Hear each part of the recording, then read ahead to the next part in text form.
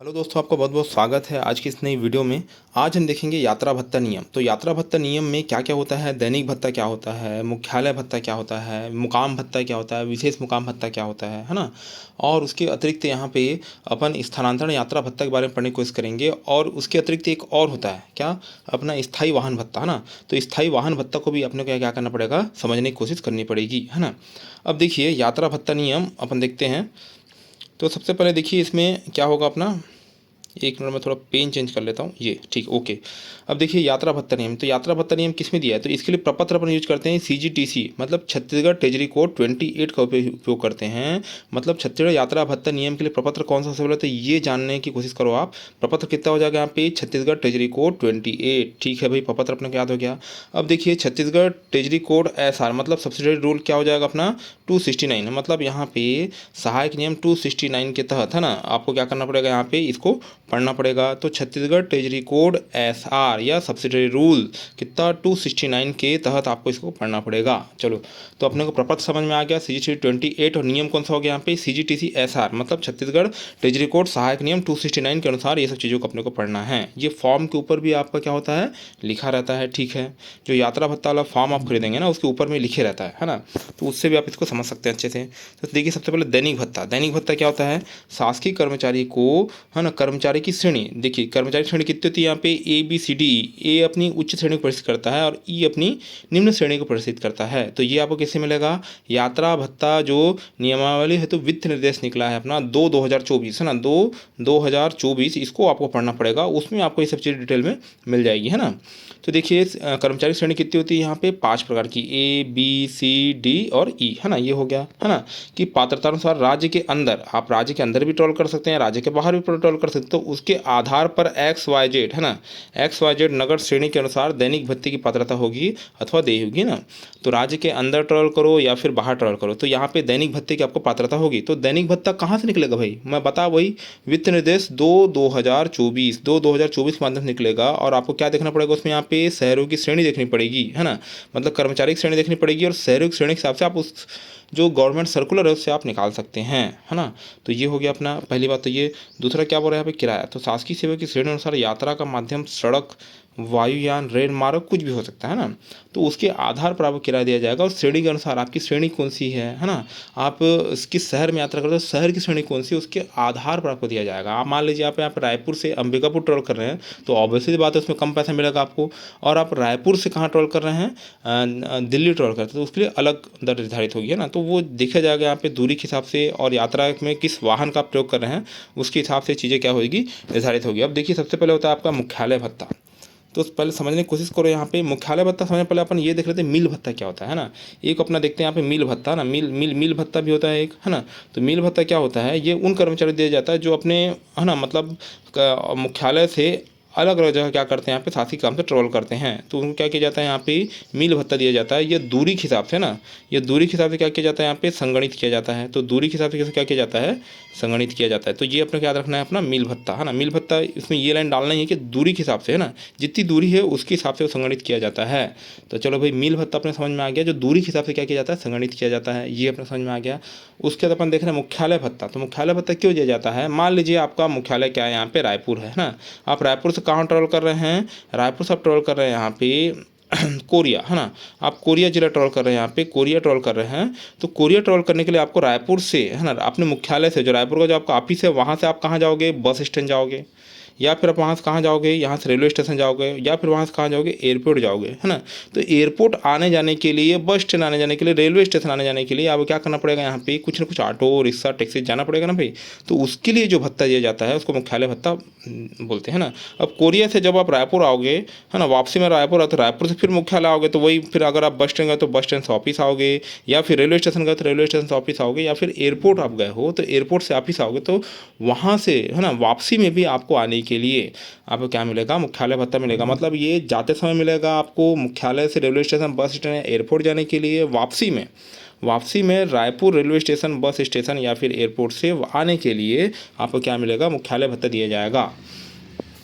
देखिए, शासकीय सेवक लोकहित में यात्रा प्रारंभ, लोकहित बहुत इंपॉर्टेंट शब्द हो जाता है, आपको लोकहित में ही करना है। आप स्वेच्छा के, स्वयं की स्वेच्छा से आप अगर यात्रा कर रहे हैं, ट्रैवल कर रहे हैं, तो उसके लिए आपको यात्रा भत्ता दे नहीं होगा, है ना। तो लोकहित में यात्रा प्रारंभ करने हेतु प्रस्थान करता है तो बस स्टैंड, रेलवे स्टेशन अथवा एयरपोर्ट तक आने जाने के लिए दिया जाने वाला भत्ता, है ना, मतलब बस स्टैंड, रेलवे स्टेशन तथा एयरपोर्ट तक आने जाने के लिए दिया जाने वाला भत्ता क्या कहलाता है? मुख्यालय भत्ता कहलाता है। यह दो प्रकार का होता है। देखिए, जब शासकीय वाहन का प्रयोग न किया हो, है ना, जब शासकीय वाहन का प्रयोग न किया तो क्या हो जाएगा? ऐसी स्थिति में शासकीय सेवक को यात्रा पर जाने हेतु bus station, railway station, airport तक आने जाने और वापस आने के लिए, है ना, मतलब सबसे शुरू में दिया जाएगा और सबसे लास्ट में दिया जाएगा। स्टार्टिंग दिया जाएगा और लास्ट में दिया जाएगा, है ना। तो दो ही बार दिया जाता है। जब आप टीए बिल बनाओगे तो उसमें इसका जिक्र करना पड़ेगा, है ना। तो जाने के लिए कितना हाफ डीए मिलेगा और आने के लिए कितना मिलेगा? हाफ डीए मिलेगा। ठीक है, अपने समझ में आ गई, है ना। अब देखिए, जब शासकीय वाहन का प्रयोग कर रहे हैं ना, जब गवर्नमेंट कर्मचारी, है ना, शासकीय वाहन का प्रयोग कर रहा है, आप ऑफिस की गाड़ी से जा रहे हैं ना, ऑफिस की गाड़ी से जा रहे हैं कहाँ? रेलवे स्टेशन, बस स्टैंड या एयरपोर्ट, उसको नहीं भूलना है ना। आप वो मुकाम में नहीं जा रहे हो, आप उस जगह में नहीं जा रहे हो, आप सिर्फ रेलवे स्टेशन, बस स्टैंड उसके लिए जा रहे हो, है ना, ट्रैवल कर रहे हो रेलवे स्टेशन, बस स्टेशन या फिर एयरपोर्ट तक के। तो उसके लिए यहाँ पे अगर आपने गवर्नमेंट व्हीकल का प्रयोग किया है तब, तो ऐसी स्थिति में जाने, है ना, आप क्या करो, जा रहे हो यहाँ पर आने के लिए दैनिक भत्ते की दर कितनी हो जाएगी? 1/4 हो जाएगी, है ना। क्वेश्चन दिए रहेगा, यदि आप शासकीय वाहन का प्रयोग करो तो आपको सीधा डीओ क्या कर देना है?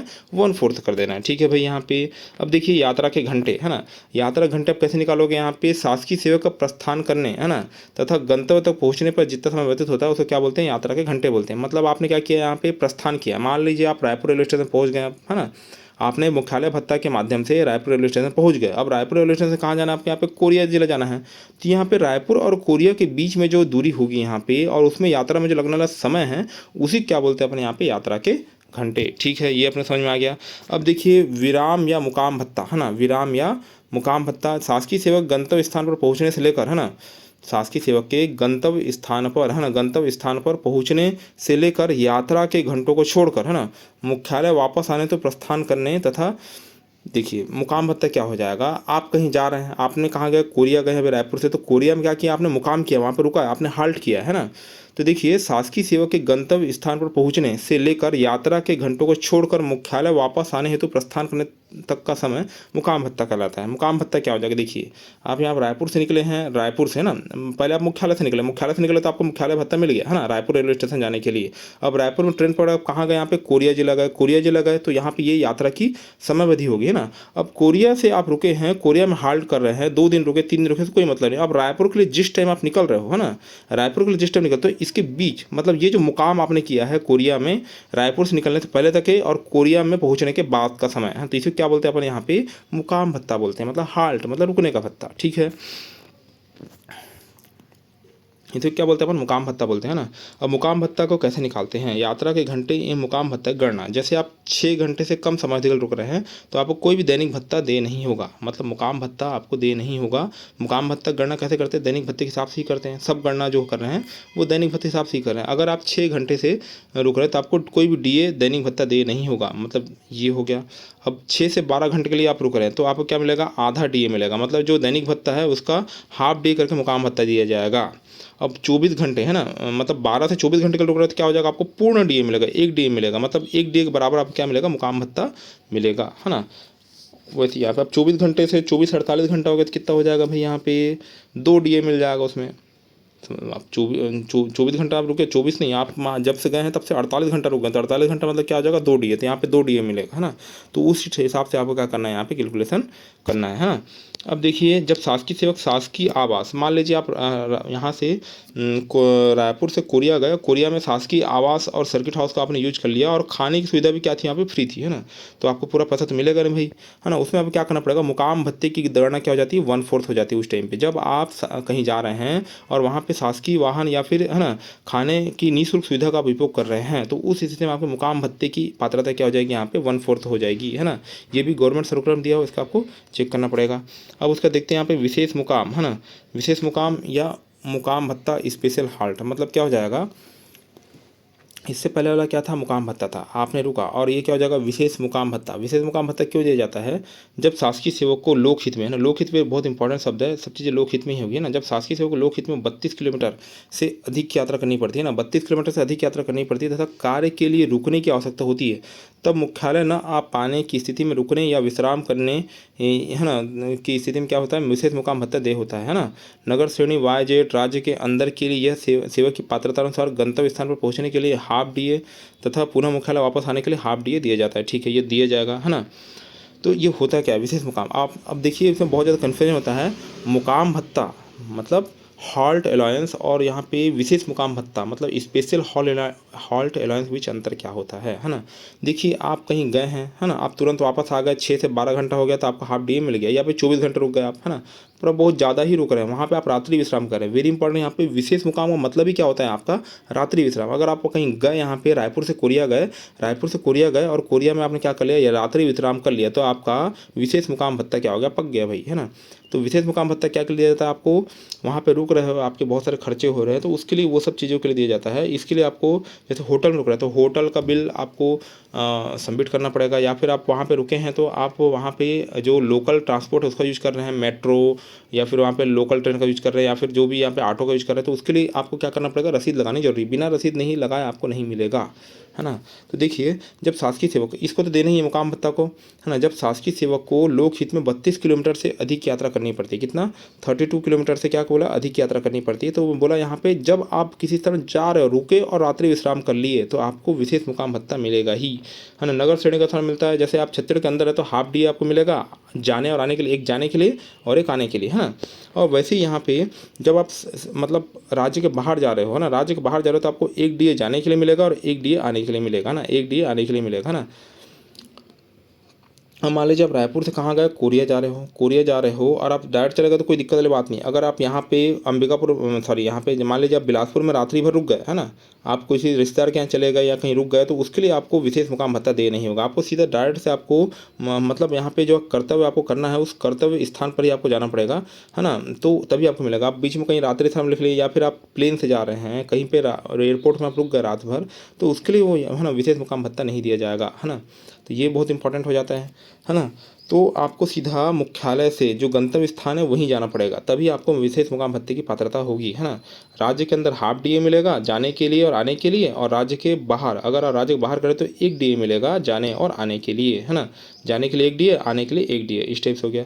अगर आप कहीं गए, है ना, अगर आप कहीं गए हो 2-3 स्थान जा रहे हो, जैसे आप रायपुर से कोरिया गए, कोरिया से फिर कहाँ गए, अंबिकापुर गए, अंबिकापुर से यहाँ पे हाँ, अंबिकापुर से फिर यहाँ पे रायपुर आ गए, तब रायपुर से कोरिया गए, कोरिया में नाइट हाल्ट किए, तब आपको क्या मिलेगा, यहाँ पे जाने का तो खैर मिलेगा एक डीए, हाँ हाफ डीए तो मिलेगा जाने का। उसके बाद अंबिकापुर गए, अंबिकापुर में आपने रात्रि विश्राम नहीं किया, मात्र 2 घंटे काम था उसको आप निपटाया, तो यहाँ अंबिकापुर में आपको मतलब यहाँ पे स्पेशल अलाउंस नहीं मिलेगा, ये यहाँ पे आपको कुछ नहीं मिलेगा। फिर यहाँ पे अंबिकापुर से रायपुर गए तो वापस लौटने के लिए हाफ डीए।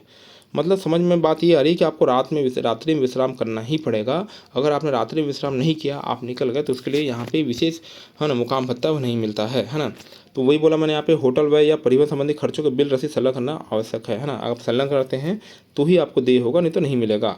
अब देखिए स्थानांतरण यात्रा भत्ता, जब किसी शासकीय सेवक को लोकहित में प्रशासनिक पदोन्नति, है ना, लोकहित में ही यहाँ पे प्रशासनिक स्तर पदोन्नति होने पर एक स्थान से दूसरे स्थान स्थानांतरण होने पर शासकीय सेवक तथा उसके परिवार को नए मुख्यालय तक जाने का व्यय देय होगा, है ना। तो जैसे शासकीय कर्मचारी है, यहाँ पे शासकीय कर्मचारी है तो उसको तो जो डीए मिल रहा है उसी डीए रेट पर अन्य उसके जो मतलब जो परिवार सदस्य हैं उनको भी वही डीए मिलेगा। ऐसा नहीं कि आप यहाँ पे इसको A क्लास का आप डीए दे रहे हो और इनको D क्लास का डीए दे रहे हो, तो ऐसा नहीं हो सकता। आप जिस श्रेणी कर्मचारी उसी श्रेणी के हिसाब से उसके परिवार सदस्यों को भी डीए की पात्रता होगी। अब देखिए प्रशासनिक पदोन्नति हो रहा है, यहाँ पे लोकहित में हो रहा है, चलो भाई समझ में आ रही बात। यहाँ पे बस, रेलगाड़ी, स्वयं का कार, है ना, इसके लिए आपको मिलेगा किराया। तो प्रत्येक, है ना, परिवार के प्रत्येक आश्रित सदस्य को कर्मचारी के पात्र दैनिक भत्ते की एक डीए के एक पूरा डीए मिलेगा, चाहे यात्रा घंटे 6 घंटे से कम हो, है ना। मतलब 6 घंटे से कम भी अवधि है तो इसमें मिलेगा। अब देखिए भाई आपका स्थानांतरण हुआ है, आपको जाना पड़ रहा है, आप खुद तो जा ही रहे हैं, साथ साथ अपने परिवार को भी ले जा रहे हैं, तो उसके लिए आपको क्या मिलेगा, यहाँ पे 6 घंटे से कम अवधि रहने पर भी यहाँ पे पूरा फुल डीए मिलेगा, है ना। अब देखिए यहाँ पे मान लीजिए आपके परिवार में एक बच्ची है, मान चलो जो भी बच्चे हैं वो है 12 वर्ष से कम है, तो 12 वर्ष से कम वाले को हाफ डीए मिलता है ना, हाफ डीए कितना, हाफ डीए मिलता है। इसमें एक चीज़ और याद रखना है कि परिवार के सदस्य अगर आप जा रहे हैं तो उसमें घर का नौकर भी शामिल है और आपके सास ससुर शामिल है, तो सास ससुर को नहीं मिलेगा, घरेलू नौकर को नहीं मिलेगा। ये सिर्फ माँ बाप, है ना, जो बहन हो गया, भाई हो गए, है ना, और उसके अतिरिक्त यहाँ पे गोद लिया हुआ बच्चा या फिर आपकी वाइफ हो गई, धर्मपत्नी, है ना, है ना, और बच्चे लोगों के लिए जनरली रहता है ना। अब देखिए शासकीय सेवकों को पूरे घरेलू सामान साथ ले जाना होता है, अतः सामान बांधने के उद्देश्य से उनकी श्रेणी के आधार पर निर्धारित क्या हो जाएगा यहाँ पे स्थानांतरण अनुदान की पात्रता रहेगी। मतलब घरेलू सामान बांधने के लिए, घरेलू सामान क्या हो जाएगा यहाँ पे बांधने के लिए आपको क्या हो जाएगी यहाँ पे पात्रता उसकी रहेगी, है ना, कि आप घरेलू सामान बांध लो भाई, यहाँ पे उसके लिए स्थानांतरण अनुदान मिलेगा। ये भी आपको वित्त निधि 2024 के आधार पर आपको पता चल जाएगा कि आपको अनुदान कितना मिलेगा श्रेणी के हिसाब से, ABCDE, तो श्रेणी के हिसाब से दिया जाता है ना। अब देखिए सामान ले जाने के साधन सड़क रेल मार्ग निर्धारित दर का परिवहन व्यय की पात्रता होगी, ठीक है, ये भी समझ आ गया परिवहन व्यय, है ना। ये स्थानांतरण अनुदान यहाँ पे सामान को बांधने, खोलने, उतारने, लेबर भत्ता उसके लिए दिया जाता है ना। और सामान ले जाने के लिए आपको अलग से परिवहन व्यय की पात्रता होगी, है ना। इसके लिए आपको जो ट्रक जिससे आप सामान ले जा रहे हैं उसकी आपको रसीद संलग्न करनी पड़ेगी और ट्रक क्रमांक, है ना। तो ये बहुत ट्रक नंबर और यहाँ पे जो रसीद है उसको संलग्न करना पड़ेगा, उसके अनुसार ही देय होगा। मान लीजिए आपने 10,000 का बिल आपने प्रस्तुत कर दिया, है ना, आप किस ट्रक से सामान ले गए, 10,000 भाड़ा आपने लगा दिया और आपको पात्रता कितने की है ना, जो परिवहन की पात्रता आपको 6,000 की है ना, तो आपको 6,000 ही दे होगा। आपको मितव्ययता से यहाँ क्या करना है, देना है टीए बिल, आपको उसको काटना पड़ेगा। 10,000 का आपको क्या करना पड़ेगा, यहाँ पे काटना पड़ेगा और आपको 6,000 के हिसाब से ही क्या करना पड़ेगा, आपको बिल पास करना पड़ेगा, क्योंकि आपको मितव्ययता, आपका सरकारी व्यय क्या है यहाँ पे, जो सरकारी व्यय जो आप कर रहे हैं उसको मितव्ययता से आपको खर्च करना है। आप 10,000 रुपये नहीं दे सकते उसको, आपको 6,000 ही देना पड़ेगा था ना। तो ये जो है स्थानांतरण अनुदान हो गया आपका। तो स्थानांतरण अनुदान अभी ABCDE श्रेणी के आधार पर मिलता है ना। तो ये हो गया भाई।